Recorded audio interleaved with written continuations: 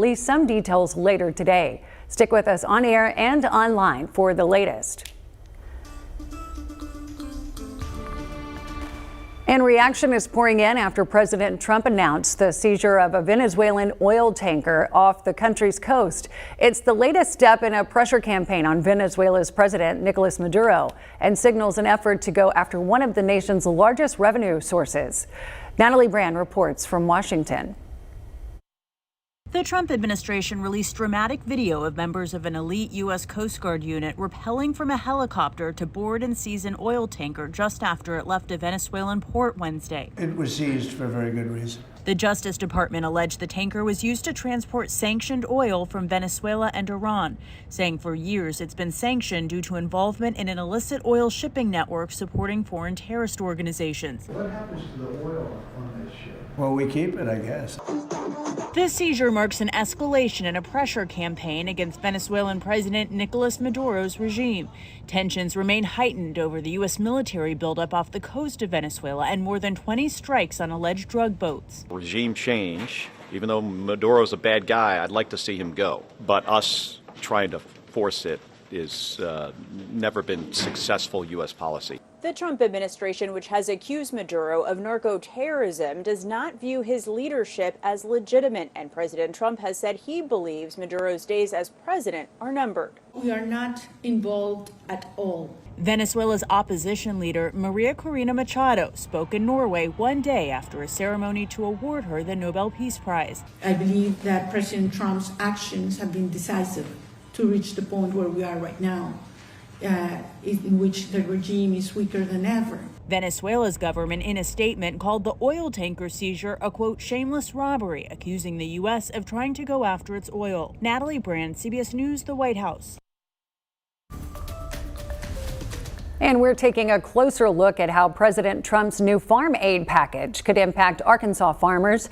Earlier this week, we reported on a $12 billion plan meant to help offset low prices and high cost. But new analysis indicates the federal aid may not be enough for many family farms facing huge losses this year. Dr. Byram is an ag economist with the University of Arkansas. He says prices for major crops have dropped about 27% since 2022, while their costs to plant have stayed about the same, shrinking farmers' margins. We're talking about rural communities. We're talking about 6 and 7 generation farms that are having to make some really difficult decisions, having to potentially sell the farm after over 100 years of having the farm in the family. Dr. Byram says short-term aid packages like this one can help farmers survive a bad year, but they don't fix the long-term gap between what farmers earn and what they spend. He also warns that the average consumer could eventually feel the impact in higher grocery prices. And as farmers feel the squeeze, people hoping to buy a home could soon see some relief in the housing market. Redfin economists expect affordability to slowly improve in 2026. They predict average 30-year mortgage rates could drop from 6.8% to around 6.3%. Despite that positive outlook, Redfin predicts young potential home buyers will still face hardships. For young families, the difficulty is that oftentimes they're not in the house that they want to be in when they want to start having kids. So they are delaying having these, having kids and making these choices right now. Redfin says many first-time buyers may keep living with parents or roommates longer to save up, even as the market slowly becomes more affordable. And Taylor Swift takes the stage on The Late Show with Stephen Colbert, dropping details about her new documentary. And ski season kicks off early in the Northeast. From snow guns to groomed slopes, resorts are racing to get ready. It's coming up. And we've got some nice days ahead of us, including today, but we've got a very chilly forecast. This is what it could feel like as you're waking up Sunday morning. We'll talk more about it coming up.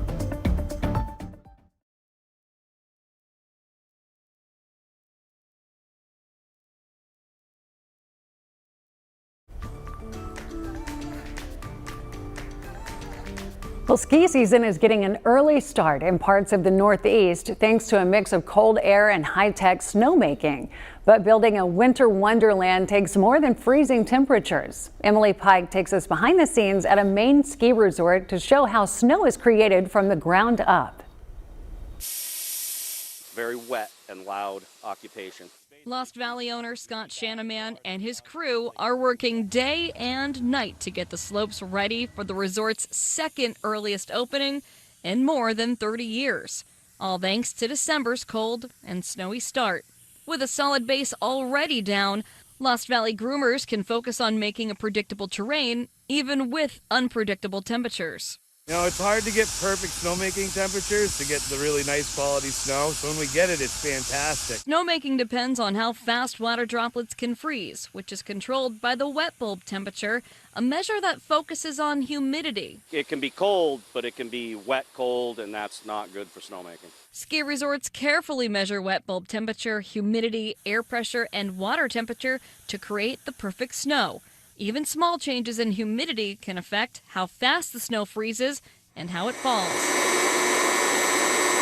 Water is drawn from the brook at the base of the hill and pumped to the pump house. Then, staff turn on the snow guns, adjusting them however they need. The higher you go on the stages, you're putting more water in, less air, much more efficient snowmaking. The pressurized water travels through a network of buried pipes up the hill with connectors wherever a snow gun may be needed. This right here is the air separator. Moisture builds up in the air pipe and then it comes through this side and gets deposited down, and then we shoot it out of this valve. Like, we're getting some mounds here to get the nice forms that we like to see when we're skiing and snowboarding. What do you think this is actually accumulating to? Maybe an inch an hour. And since man-made snow often has rounder, denser structure than natural snow, it lasts longer on the slopes, surviving through light rain and warmer temperatures.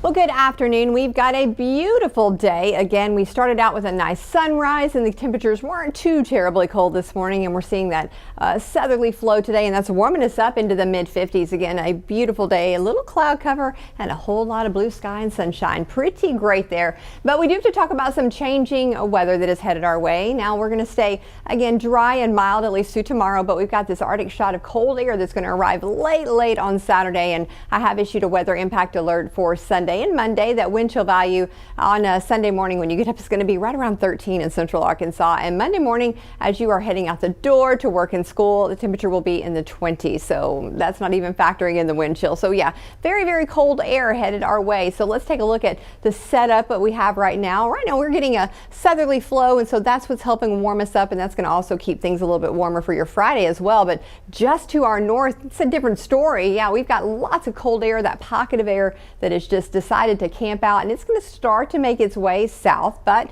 good news is, even though we are going to get some of that cold air, really we're getting the outskirts of things, and northeastern Arkansas is going to get the bulk of that. But we are going to start to feel some of those impacts here in central Arkansas as well, and to the north. So looking at our regional temperatures, yeah, a lot of us are in 60s, 50s, even a few 40s here and there. But if we head off to the northeast where we were just talking about, again, that winter weather and those cold temperatures we're seeing here past the noon hour, temperatures are in the 20s and 30s. So all of that again is going to start sliding its way to us just a little bit soon. So right now, if you need to do any errands, do that in the next couple of days, because we're going to continue to see beautiful sunshine and some nice warm temperatures, as the highs today around 55 and a lot of 60s around the state as well today. It's going to be a bit breezy today, but you know, it's out of the south, so that's not too bad. We're enjoying that. But Sunday and Monday, we do have this weather impact alert. That's going to be the 14th and 15th for that blast of that Arctic air, where we're going to see those temperatures and those wind chills really start to plummet. So starting to remind ourselves again, we're not looking for a massive cold snap. What we are looking at is a couple of days of some really cold weather. And just a reminder, because we're early in this winter season, monitoring the people, pets, and the pipes. So leave those faucets dripping as you're heading to bed Saturday night, and then once again on Sunday night. Certainly need to do that. And if you don't know where that big coat is, make sure you find it. You are going to need it. This is what we could see on Sunday morning. Again, we're waking up talking about those single-digit temperatures, wind chill temperatures anyway, and then 13 here in central Arkansas. The further you go off to the south and to the southwest, it gets a little bit warmer, but when I say that, I mean it's going to be 21 degrees for a wind chill. So it's still going to impact the entire state. We're just not getting the bulk of that. Now, temperatures are not going to move too much. We are going to wake up in those low to mid 20s for the actual air temperature, and we're only going to top out right around 35. Jonesboro, West Memphis, a few areas again around this area. Batesville could stay in the 20s for your Sunday, and we're going to continue to see again those temperatures continuing into Monday morning, where it's going to be in the low 20s when you head out the door. So we do have this weather impact alert again, just more of a heads up to make sure that you are prepared. But until that point, things are going to be beautiful. So make sure you get outside, and if you've got any decorating or shopping to do today and tomorrow, and maybe even a little bit on Saturday, is the time to do it. Thank you, Tracy. Well, Amazon just released its roundup of Alexa's most asked questions for 2025, and they covered a lot of areas. Among the most frequent inquiries that were made: how long do I poach an egg? And what's the diameter of Earth? Also, general stuff about celebrities, including height, weight, and amount of fortune, were also commonly asked questions. One of those celebrities asked about a lot is Taylor Swift. Her highly anticipated End of an Era docuseries starts streaming tomorrow on Disney+, and the superstar has been hard at work promoting it. She visited The Late Show with Stephen Colbert right here on THV 11 last night. CBS Swiftie Jo Ling Kent stayed up late to watch. Please welcome to The Late Show, Taylor Swift. Decked out in a red velvet mini dress, Taylor Swift was living the life of a showgirl as she walked out to a standing ovation on the set of The Late Show with Stephen Colbert last night. Aren't they pleasant people? Yes. In her first appearance on the show since 2021, Swift talked about her grueling 2-year Eras tour and how she stayed motivated to keep going in sickness and in health. It's also about knowing that there is something bigger than you. These people have saved up their money, they have rearranged their schedules, they have created costumes. I'm doing the show. We have done something that no one has ever done. The singer is promoting the upcoming release of her 6-part docuseries, Behind the Scenes of the Eras Tour. Okay, so this is so much pressure here. And she was left nearly speechless when Colbert asked what her top 5 favorite songs are by Taylor Swift. I think number 1 is All Too Well, the 10-minute version.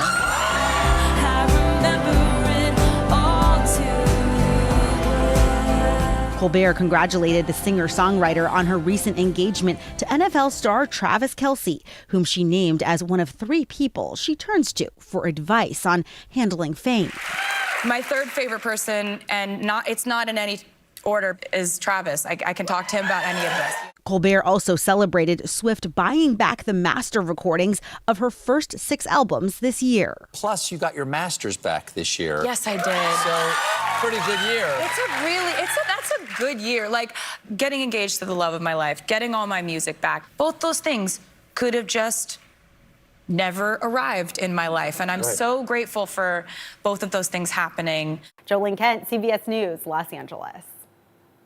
The Fordyce Redbugs are back in a state championship game on Saturday, and they know they've got the whole town behind them. We'll talk Redbug football next in sports.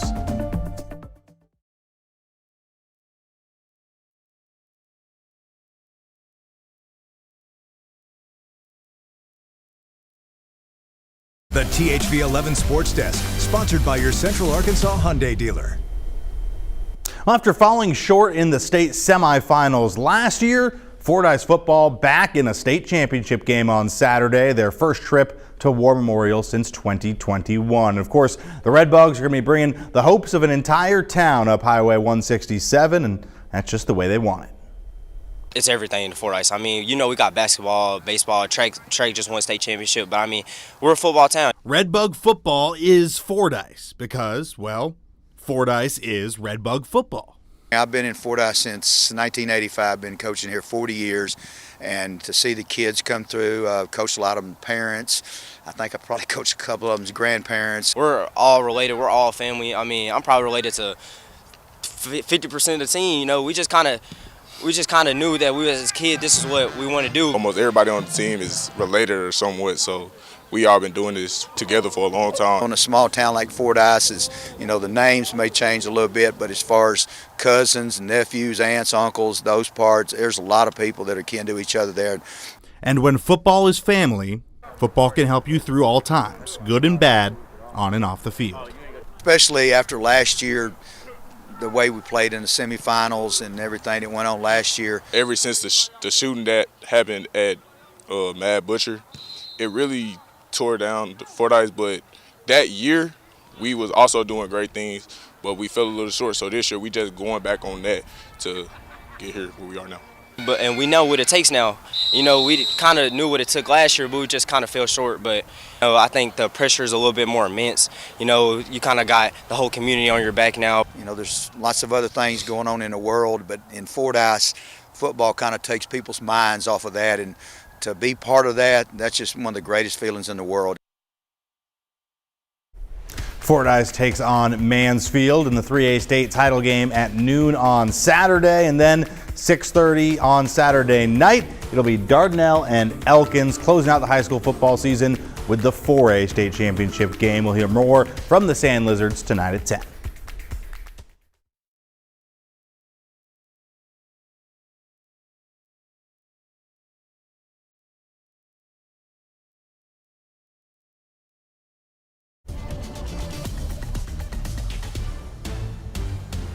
Well, we've had a gorgeous day today, and tomorrow will be very similar, even a little bit warmer, but we're going to start to see some cold air moving in on Saturday, a little bit later in the day, and a little bit cooler as well just for the rest of the day.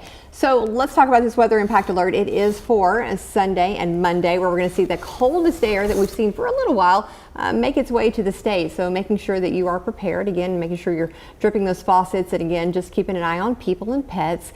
We'll start to see more things warm up again as we're heading into Tuesday, but yeah, we're going to see some of those temperatures in the teens, and we're not really going to be very warm, I should say, on Sunday. So yeah, Monday morning is going to be the coldest. Again, we're going to see those temperatures around 22 when you're heading out the door. Well, I'm glad to see there's sunshine though in the forecast. Finally, yes, finally. Yeah. And luckily, all of this cold snap is here. It's only for a couple of days, and then it's on out. All right. Well, only 2 weeks from Christmas today. Oh, can't believe it. Yeah, and it's been just like a roller coaster of temperatures. We're talking about 60s today, and then the teens in a few days. It has absolutely been a roller coaster of temperatures, and I think we're going to continue to see a slight warm up as we're heading a bit more towards Christmas. All right. Well, thank you for joining us today on THV 11 Plus for Arkansas News Now. And keep it here. We've got some more great shows coming up on THV 11 Plus.